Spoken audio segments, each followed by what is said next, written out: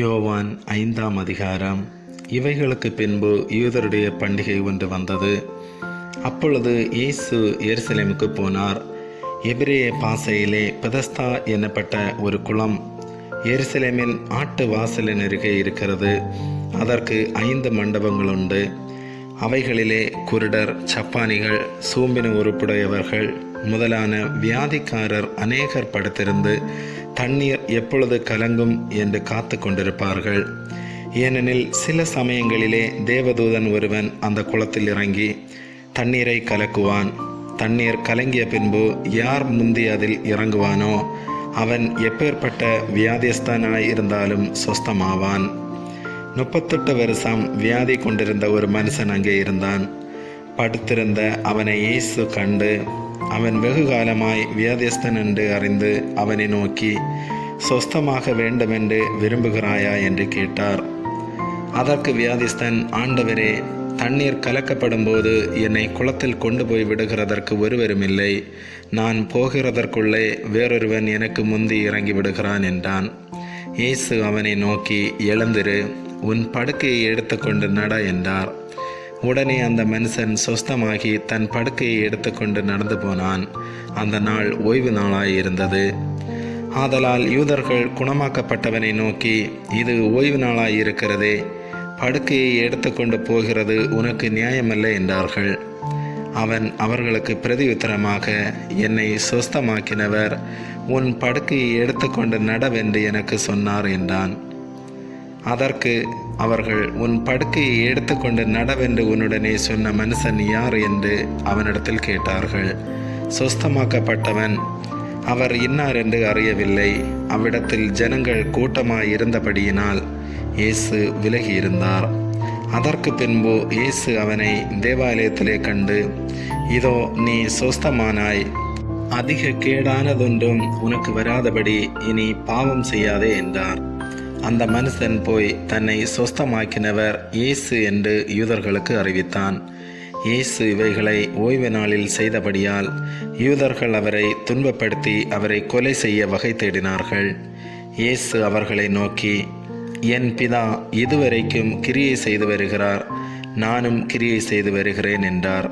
அவர் ஓய்வு நாள் கட்டளையை மீறினதுமல்லாமல் தேவனை தம்முடைய சொந்த பிதா என்று சொல்லி தம்மை தேவனுக்கு சமமாக்கினபடியினாலே யூதர்கள் அவரை கொலை செய்யும்படி அதிகமாய் வகை தேடினார்கள்.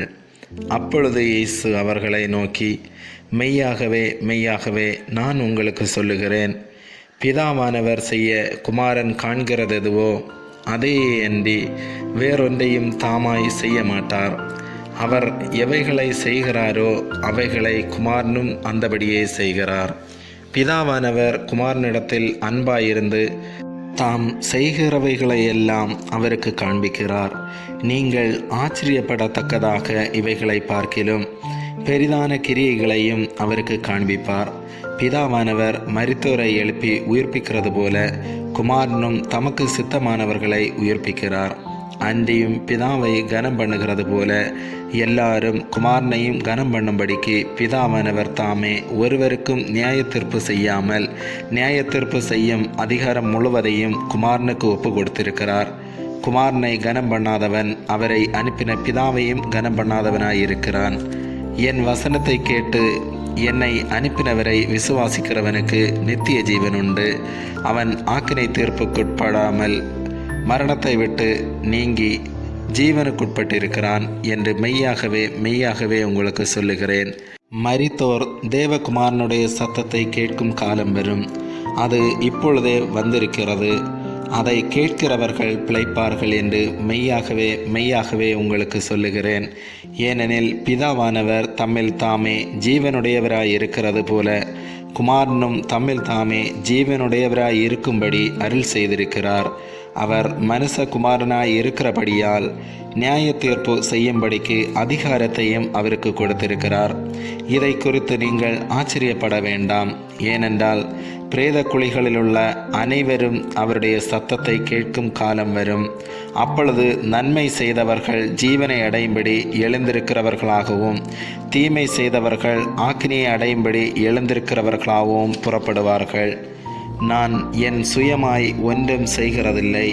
நான் கேட்கிறபடியே நியாயம் தீர்க்கிறேன்.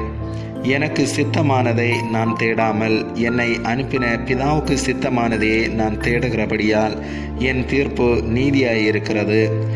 என்னை குறித்து நானே சாட்சி கொடுத்தால் என் சாட்சி மெய்யாயிராது. என்னை குறித்து சாட்சி கொடுக்கிறவர் வேறொருவர் இருக்கிறார். அவர் என்னை குறித்து கொடுக்கிற சாட்சி மெய்யான சாட்சி என்று அறிந்திருக்கிறேன். நீங்கள் யோவானிடத்தில் ஆள் அனுப்பி விசாரித்தீர்கள். அவன் சத்தியத்திற்கு சாட்சி கொடுத்தான். நான் ஏற்றுக்கொள்ளுகிற சாட்சி மனுஷருடைய சாட்சி அல்ல. நீங்கள் ரட்சிக்கப்படுவதற்காகவே இவைகளை சொல்லுகிறேன்.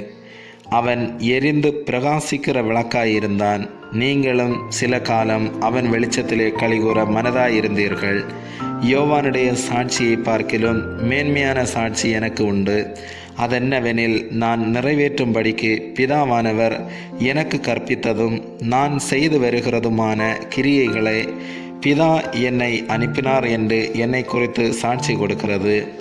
என்னை அனுப்பின பிதாதாமே என்னை குறித்து சாட்சி கொடுத்திருக்கிறார். நீங்கள் ஒரு காலம் அவர் சத்தத்தை கேட்டதுமில்லை, அவர் ரூபத்தை கண்டதுமில்லை.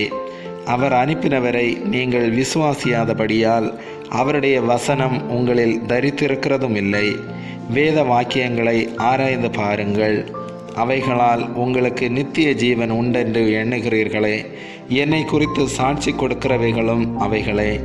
அப்படி இருந்தும் உங்களுக்கு ஜீவன் உண்டாகும்படி என்னிடத்தில் வர உங்களுக்கு மனதில்லை. நான் மனுஷரால் மகிமையை ஏற்றுக்கொள்ளுகிறதில்லை. உங்களில் தேவ அன்பு இல்லை என்று உங்களை அறிந்திருக்கிறேன். நான் என் பிதாவின் நாமத்தினாலே வந்திருந்தும் நீங்கள் என்னை ஏற்றுக்கொள்ளவில்லை. வேறொருவன் தன் சுய நாமத்தினாலே வந்தால் அவனை ஏற்றுக்கொள்வீர்கள்.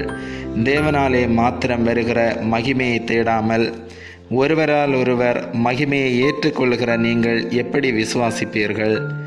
பிதாவினிடத்தில் நான் உங்கள் மேல் குற்றம் சாட்டுவேன் என்று நினையாதிருங்கள். நீங்கள் நம்புகிற மோசேயை உங்கள் மேல் குற்றம் சாட்டுவான். நீங்கள் மோசேயை விசுவாசித்தீர்களானால் என்னையும் விசுவாசிப்பீர்கள்.